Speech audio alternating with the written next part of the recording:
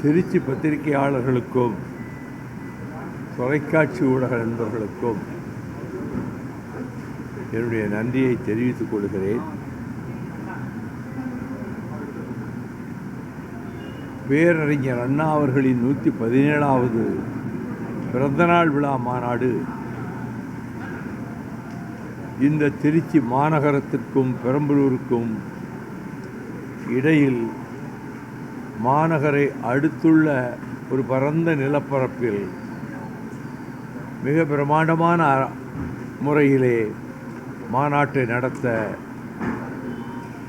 மறுமலர்ச்சி திராவிட முன்னேற்றக் கழகம் திட்டமிட்டு இருக்கின்றது. 1995ஆம் ஆண்டு மே 31, ஜூன் 1, 2 ஆகிய 3 தேதிகளில் இதே திருச்சி மாநகரில் முதலாவது மாநில மாநாட்டை நடத்திய போது மார்க்சிஸ்ட் கம்யூனிஸ்ட் கட்சியினுடைய இந்திய பொதுச் செயலாளர் என் மீது அளவற்ற தோழமை கொண்டிருந்த ஹர்கிஷன் சிங், சுர்ஜித் அவர்களும் மாநிலத்தினுடைய செயலாளரான தோழர் சங்கரையா உள்ளிட்டவர்களும் வந்த அந்த மாநாடு ஊர்வலம் முதல் நாள் மாலை 4:30 மணிக்கு தொடங்கி மறுநாள் காலை 7 மணி வரையில் நடைபெற்றது.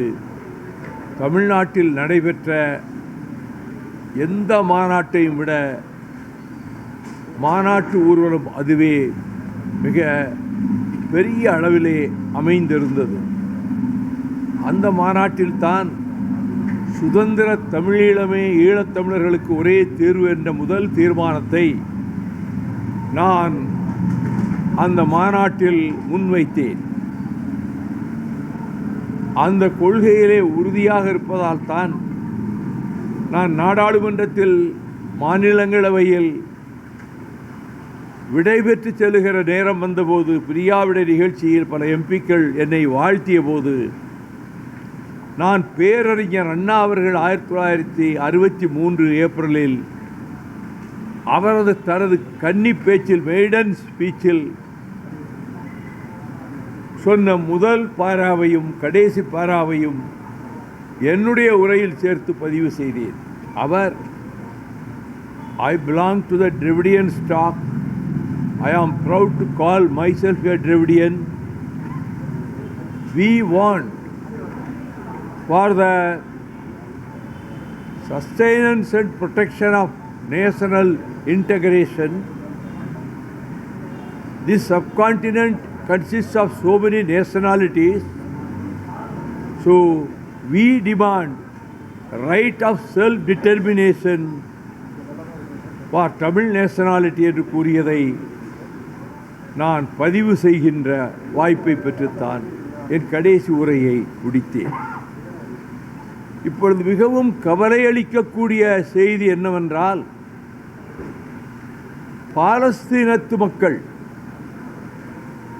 1000 ஆண்டுகளாக ஜெருசலம் உள்ளிட்ட அந்த பகுதியிலே உள்ள யூதர்கள் கிறிஸ்தவர்களுக்கும் பாலஸ்தீனிய மக்களுக்கும் இடைவிடாத மோதல்களும் போர்களும் நடைபெற்று வந்திருந்தாலும் கூட இப்பொழுது பாலஸ்தீனத்தை வாழ்கின்ற அத்தனை பேரையும் அழித்துவிட்டு பாலஸ்தீனத்தை கபளீகரம் செய்து விடுவதென்று இஸ்ரேல் முடிவெடுத்து பல்லாயிரக்கணக்கான பாலஸ்தீனியர்களை கொன்று குவித்து வருகிறது. அவர்களிடம் அணு ஆயுத பலம் இருக்கிறது, பெரும் இராணுவ பலம் இருக்கிறது, அமெரிக்க நாட்டினுடைய பரிபூரணமான ஆதரவு இருக்கிறது. பாலஸ்தீனத்திலே நடப்பது சிங்கள கொடூர இராணுவத்தாலும் சிங்கள கொலைகார அரசாலும் எப்படி ஈழத்தமிழர்கள் இனப்படுகொலை நடத்தப்பட்டதோ அதே போலத்தான் பாலஸ்தீனத்திலும் இனப்படுகொலைதான் நடக்கின்றது. இந்திய உகண்ட அரசு தொடக்கத்திலிருந்தே ஐநா மன்றத்தில் பாலஸ்தீனத்தை ஆதரித்துத்தான் வந்திருக்கிறது. ஆனாலும் இந்த காலகட்டத்தில்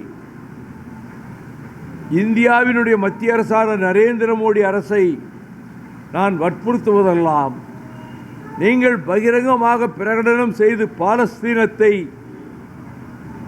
அது ஒரு தனி நாடு என்பதை நீங்கள் அங்கீகரிக்க வேண்டும். அந்த அடிப்படையில் தான் நீங்கள் ஐநா மன்றத்தில் ஆதரவும் வாக்கும் தர வேண்டும் என்பதை நான் தெரிவித்துக் கொள்கிறேன். அண்மை நாட்களாக நம்மை மிகவும் கவலைப்படக்கூடிய செய்தி என்னவென்றால், ருஷ்ய நாட்டிலே நம் தமிழ்நாட்டிலிருந்து மட்டும் நூற்றுக்கணக்கான மாணவர்கள் மருத்துவக் கல்லூரிகளிலும் பொறியியல் கல்லூரிகளிலும் படித்து வருகிறார்கள். அவர்களை 2 வாரம் இராணுவ பயிற்சி கொடுத்து, இராணுவ உடை தரித்து, அவர்களை உக்ரைனிலே நடைபெற்று கொண்டிருக்கக்கூடிய உக்கிரமமான யுத்தத்துக்கு அனுப்ப திட்டமிட்டு அந்த செய்தி இங்கே வந்தபோது, அங்கே இருக்கக்கூடிய கிஷோர் சரவணன் என்ற மாணவன், 3ஆம் ஆண்டு மருத்துவக் கல்லூரி மாணவன், 1 வருஷ காலமாக 1.25 ஆண்டு காலமாக ரஷ்ய சிறையிலே வைக்கப்பட்டிருக்கிறான். அவன் இப்பொழுது வெளியே விடுவிக்கப்பட்டு அவருக்கு 2 வாரம் இராணுவ பயிற்சி கொடுக்கப்பட்டது. அவனை உக்ரைனுக்கு அனுப்பப் போகிறார்கள், உயிரோடு திரும்புவான் என்பதற்கு எந்த உத்தரவாதமும் கிடையாது. அவன் மட்டுமல்ல, தமிழ்நாட்டிலே இருந்து படித்து கொண்டிருக்கக்கூடிய மாணவர்கள் அனைவருமே உக்ரைன் யுத்த காலத்துக்கு அனுப்பப்படுகின்ற சூழ்நிலை உருவாகிவிட்டது. இந்திய உபகண்டத்திலே இருந்து, பிற மாநிலங்களிலே இருந்து ரஷ்யாவுக்கு படிக்கச் சென்ற மாணவர்களையும் இதுபோலவே அவர்கள் உக்ரைன் யுத்தத்துக்கு அனுப்ப இருப்பது கொடுமையிலும் கொடுமை. எந்த நாடும் இந்த அக்கிரமத்தை செய்ததில்லை. திருச்சி நாடாளுமன்ற உறுப்பினர் துரை வைகோ அவர்களிடமும் எல்லா தலைவர்களையும் போய் சந்தித்து முறையிட்டதைப் போல சரவணனுடைய தாயும் தந்தையும் வந்து கண்ணீர் விட்டு கதறி என் பிள்ளையை காப்பாற்றுங்கள் என்று சொன்னார்கள். அவர் திருச்சி எம்பி வெளிவிவகார அமைச்சர் ஜெய்சங்கரை 3 முறை சந்தித்ததோடு மட்டுமல்லாமல், வெளிவிவகாரத்துறை செயலாளரை 3 முறை சந்தித்தது மட்டுமல்லாமல், அஜித் தோவலையும் சந்தித்து, எல்லாவற்றுக்கும் மேலாக இந்தியாவின் தலைமை அமைச்சர் நரேந்திர மோடி அவர்களையும் சந்தித்து ஒரு 25 நிமிடம் விரிவாக அவரிடம் உரையாற்றி பேசிவிட்டு கோரிக்கை மனுவை தருகிற போது அவரே ஆச்சரியப்பட்டு போனாராம். 68 எம்பிக்கள் திருச்சி எம்பியினுடைய கோரிக்கை மனுவிலே கையெழுத்திட்டிருக்கிறார்கள். பிரியங்கா காந்தியும் கையெழுத்திட்டிருக்கிறார். காங்கிரஸ் கட்சி சார்பில், பிஜேபி சார்பில் புரந்தரேஸ்வரியும் கையொப்பமிட்டிருக்கிறார். அகிலேஷ் யாதவும் கையெழுத்திட்டிருக்கிறார். 15 திராவிட முன்னேற்ற கழக எம்பிக்கள் கையெழுத்திட்டிருக்கிறார்கள். 20 காங்கிரஸ் எம்பிக்கள் கையெழுத்திட்டிருக்கிறார்கள். 5 பாரதிய ஜனதா கட்சியுடைய எம்பிக்கள் கையெழுத்திட்டிருக்கிறார்கள். ஆக நாட்டின் மொத்த கோரிக்கையாக இது கொடுக்கப்பட்டும் இப்பொழுது நேற்று நான் புறப்படும் போது, திருச்சிக்கு புறப்படும் போது, அதற்கு முதல் நாள் என்னை சரவணனின் தாயும் தந்தையும் நெய்வேலியிலே வந்து சந்தித்து கண்ணீர் விட்டு கதறினார்கள். எங்கள் பிள்ளையை கொண்டு விடுவான் ரஷ்யா இருந்து அனுப்புகின்ற அந்த இராணுவத்தின் மீது நடத்தப்படும் தாக்குதல் காரணமாக. நீங்கள் எவ்வளவோ திருச்சி எம்பியும் கூட முயற்சித்து பார்க்கிறார். நீங்களும் உங்கள் முயற்சியை மேற்கொள்ள வேண்டும், எங்களுக்கு மிகுந்த பயமாக இருக்கிறது என்றார்கள். நேற்று மாலை நான் திருச்சிக்கு பயணிக்க விமான நிலையத்துக்காக புறப்பட்டு கொண்டிருந்த போது என் வீட்டிற்கு வந்த சரவணனின் சிற்றன்னையும் சரவணனின் உடன்பிறந்த தம்பியும் என்னிடம் வந்து அவர்களுக்கு 2 மணி நேரத்துக்கு முன்பாக சரவணன் வாட்ஸ்அப்பிலே தெரிவித்த செய்தியை போட்டு காட்டினார்கள். அவன் சொல்லுகிறான், எங்களை உக்ரைனுக்கு அனுப்புவதற்கான வாகனத்திலே உட்கார வைத்திருக்கிறார்கள். நான் இனி உயிரோடு உங்களை திரும்பி வந்து பார்ப்பேன் என்று நிச்சயமில்லை. எப்படியாவது என்னையும் என் போன்ற தமிழ்நாட்டு மாணவர்களையும் இந்திய மாணவர்களையும் காப்பாற்றுவதற்கு முயற்சி செய்யுங்கள். முன்னாள் நாடாளுமன்ற உறுப்பினர், மாநிலங்களவை உறுப்பினர், திருச்சி எம்பியினுடைய தந்தை, அவரையும் போய் பாருங்கள் என்று சொல்லி அவர்கள் வந்து சந்தித்தார்கள். நான் திருச்சி எம்பி அவர்களிடம் இதை இரவே கூறினேன். அவரும் வெளிவிவகாரத்துறை அமைச்சகத்துக்கு தொடர்பு கொண்டு எப்படியாவது தடுக்க முயல்கிறார். 50-50 சான்ஸ் தான். அவர் உயிரோடு காப்பாற்றப்பட்டு நம் தாயகத்துக்கு திருப்பி அனுப்பப்படுவானா, அல்லது அந்த பிள்ளையும் மற்ற மாணவர்களையும் உக்ரைன் யுத்தகலத்திலே பலியிட்டு விடுவார்களா என்கின்ற கவலையும் தாங்க முடியாத வேதனையும் என்னை வாட்டுகின்றது. எந்த நாடும் இந்த அநீதியை செய்ததில்லை. ரஷ்ய அம்பாசிடர், ரஷ்யாவிலிருந்து இங்கே இருக்கக்கூடிய அம்பாசிடரை திருச்சி எம்பி காண சென்ற போது அவர் இந்தியாவிலே இல்லை. அந்த பொறுப்பில் இருக்கிற சார்ஜ் அஃபேர்ஸ் அவரிடம் நீண்ட நேரம் வாதாடி இருக்கிறார். எல்லாவற்றையும் காதில் வாங்கி கொண்டு சமாதானமாக பேச முயன்றாரே தவிர அந்த பேச்சின் உள்நோக்கத்தில் நம்முடைய இந்தியாவிலிருந்து போன மாணவர்களை காப்பாற்றுகின்ற நோக்கம் எனக்கு தெரியவில்லை என்று சொன்னார். அப்படியானால் ரஷ்யாவினுடைய அதிபர் புதின் ஹிட்லராக மாறிவிட்டாரா? லட்சக்கணக்கான யூதர்களை கொன்று குவித்த நாஜிகளைப் போல ரஷ்ய நாட்டினுடைய அதிபரும் அவர்களுடைய இராணுவமும் செயல்பட போகிறதா? 3.5 ஆண்டு காலமாக உக்ரைனிலே யுத்தம் நடக்கிறது. ஜெலன்ஸ்கி உக்ரைன் அதிபர் நெஞ்ச துணிவும் வீரமும் கொண்டவர்.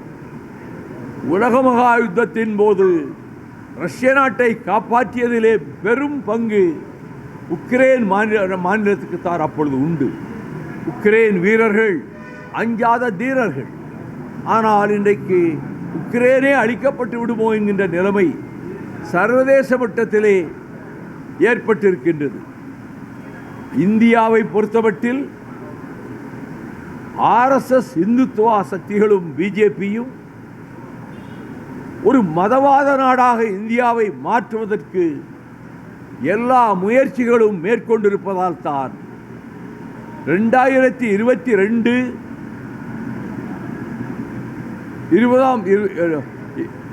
ஏப்ரல் 20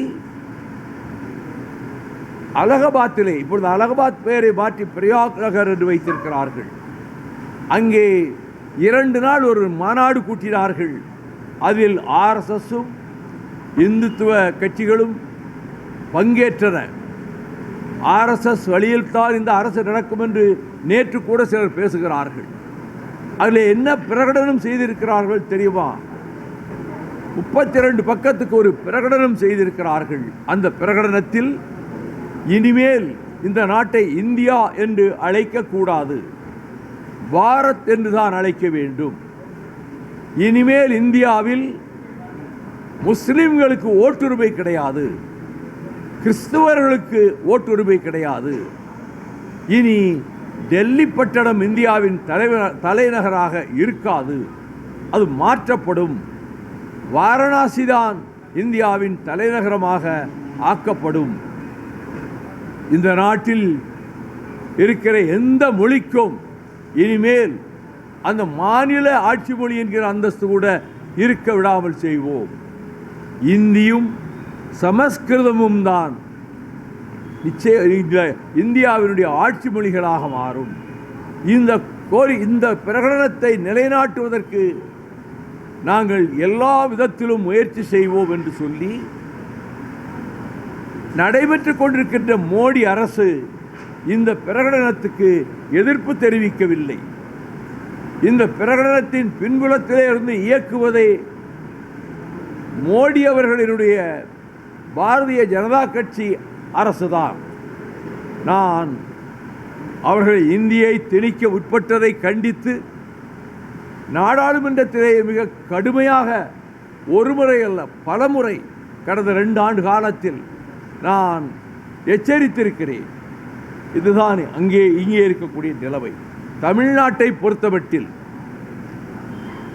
மேகங்கள் கூடி கலைவது போல திடீரென்று கருமேகங்கள் படர்வதைப் போல கட்சிகள் உருவாகிக் கொண்டே இருக்கின்றன. அரசியல் கட்சிகள் ஒவ்வொரு நாளும் அறிக்கைகள் தந்த வண்ணம் இருக்கின்றன. அவர்கள் எப்படி கூட்டணி அமைப்பது அவரவர்கள் விருப்பம். ஆனால் மறுமலர்ச்சி திராவிட முன்னேற்ற கழகத்தை பொறுத்தமட்டில் 8 வருடங்களுக்கு முன்னால் நாங்கள் எடுத்த தீர்க்கமான முடிவு, தந்தை பெரியார் வழியிலே, பேரறிஞர் அண்ணா வழியிலே இயக்கத்தை நாங்கள் நடத்தி கொண்டிருக்கின்ற போது முத்தமிழறிஞர் டாக்டர் கலைஞர் அவர்களினுடைய மறைவுக்கு பின்னால் இன்று தமிழக அரசை வெற்றிகரமாக நடத்தி பல மாநிலங்களினுடைய பின்பற்றுதலை பெற்று அரசோச்சுகின்ற திராவிட மாடல் அரசு வருகிற 2026 சட்டமன்ற தேர்தலில் திமுக கழகத்தின் தலைமையிலான கூட்டணிதான் மிக பெரும்பான்மையான இடங்களை பெற்று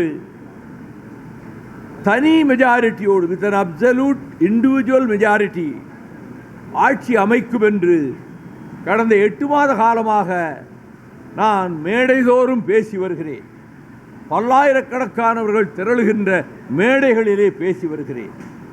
ஆனால் வருந்தத்தக்க செய்தி என்னவென்றால், நான் பத்திரிகைகளை மதிப்பவன், 12 மாத காலம் மிசா கொடுமையை எதிர்த்து பத்திரிகை சுதந்திரத்துக்காக நான் பாடுபட்டவன், ஜனநாயக உரிமைகளை காக்க வேண்டும் என்பதற்காக பொட்டா கைதியாக வேலூர் சிறையில் இருந்தபோது தடை செய்யப்பட்ட இயக்கத்தையும் ஆதரித்து பேசுவது குற்றமல்ல, தவறல்ல என்று நானே சுப்ரீம் கோர்ட்டுக்கு ரிட் மனுவை சிறையிலிருந்து அனுப்பி அதிலே தீர்ப்பையும் பெற்று தடை செய்யப்பட்ட இயக்கத்தை ஆதரித்து பேசுவது அந்த சட்டத்தின் பிரிவுகளின் கீழ் குற்றமாகாது என்ற தீர்ப்பையும் நான் பெற்றுத்தந்தவன் என்ற முறையில் ஆண்டுதோறும் ஜனவரி 1 நாள் தொலைக்காட்சி ஊடக நண்பர்கள், பத்திரிகையாளர்கள் விடுமுறை நாளிலே வெளியே போக மாட்டார்கள், வீட்டிலே இருப்பார்கள். ஆனால் கடந்த 20 ஆண்டுகளுக்கு மேலாக நான் ஆண்டுதோறும் அழைக்கின்ற போதெல்லாம் 150 180 வரை தொலைக்காட்சி ஊடக நண்பர்களும் பத்திரிகையாளர்களும் என் அழைப்பை மதித்து வந்து பத்திரிகையாளர்கள் சந்திப்பு முடிந்த பின்பு என்னோடு இருந்து உணவறிந்து விட்டுத்தான் செய்கிற வகையில் ஆண்டின் முதல் நாளை நான் செய்தியாளர்களுக்காகத்தான் நான் ஒதுக்குகிறேன். ஆனால் சில ஏடுகள் எங்களை திட்டமிட்டே களங்கப்படுத்த முயன்று கூட்டணி மாறப்போகிறது மதிமுக என்றும் பிஜேபிக்கு தூது விடுகிறார்கள் என்றும் மந்திரி பதவிக்காக இவர்கள் அங்கே போய் இயங்குகிறார்கள் என்றும் அப்பட்டமான முழு பொய்யை சொல்லுவதோடு கொஞ்சம் நாகரிகமான வார்த்தைகளை கூட பயன்படுத்தாமல் எங்களை மிகவும் இழிவுபடுத்துவதை பற்றி நான் கவலைப்படவில்லை.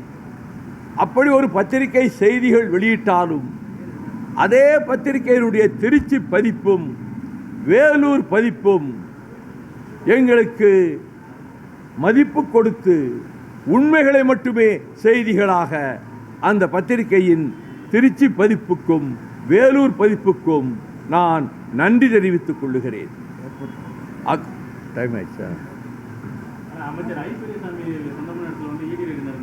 அதாவது இன்கம் டேக்ஸ் அண்ட் இடி டிபார்ட்மெண்ட்டை மத்திய சர்க்கார் அரசியல் நோக்கத்தோடு தங்களை எதிர்ப்பவர்களை அச்சுறுத்துவதற்காகவும் மிரட்டுவதற்காகவும் வருமான வரித்துறையையும் அதை போலவே இடி டிபார்ட்மெண்ட்டையும் அவர்கள் பயன்படுத்தி வருகிறார்கள்.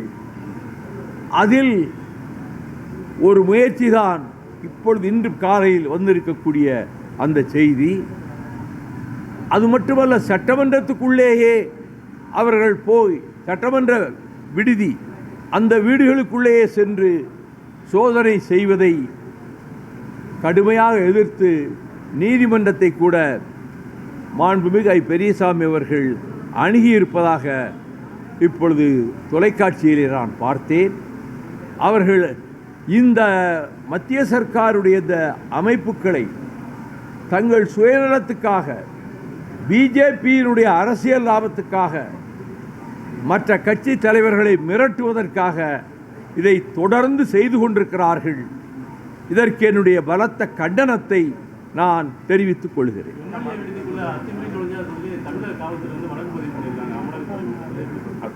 அதைத்தான் நான் சொன்னேன். சட்டமன்ற விடுதிக்குள் உறுப்பினர்கள் விடுதிக்குள் சென்றதை எதிர்த்து நீதிமன்றத்தை அணுகியிருக்கிறார்கள் என்று சொல்லி தொலைக்காட்சியிலே சற்று முன்புதான் அந்த செய்தியை பார்த்தேன். நீதிமன்றம் என்ன தீர்ப்பு வழங்கப் போகிறது என்பது நான் யூகமாக இப்பொழுது சொல்ல முடியாது. திமுக கூட்டணியை உடைக்க முயற்சி நடப்பதாக திருமாவளவன் சொல்லியிருக்காரு. அப்படி ஒரு முயற்சி நடக்குதா? நான் ஒவ்வொரு தலைவரும் சொல்லுகிற கருத்துக்கு மறுப்பென்றோ அதை ஆதரித்தோ வழக்கமாக நான் பேசுவதில்லை. அது அவரவர்களுடைய சுதந்திரம் பேசுவது. ஆனால் அம்மாதிரி இந்த கூட்டணியை யாரும் உடைக்க முடியாது, நடக்கவே நடக்காது. இந்த கூட்டணி உறுதியாக இருக்குது. இதை அங்கம் வகிக்கின்ற கட்சிகள் உறுதியாக இருக்கின்றன. நடைபெறப் போகிற தேர்தலிலும் மீண்டும் இந்த மதச்சார்பற்ற கூட்டணியாக இந்தியா கூட்டணியிலே அங்கம் வகிக்கின்ற திராவிட முன்னேற்றக் கழகத்தின் தலைமையிலான கூட்டணி தான் நடைபெறப் போகிற சட்டமன்ற தேர்தலிலும் வாகை சூடும் என்பதை நான் மீண்டும் உங்களிடம் தெரிவித்துக் கொள்கிறேன்.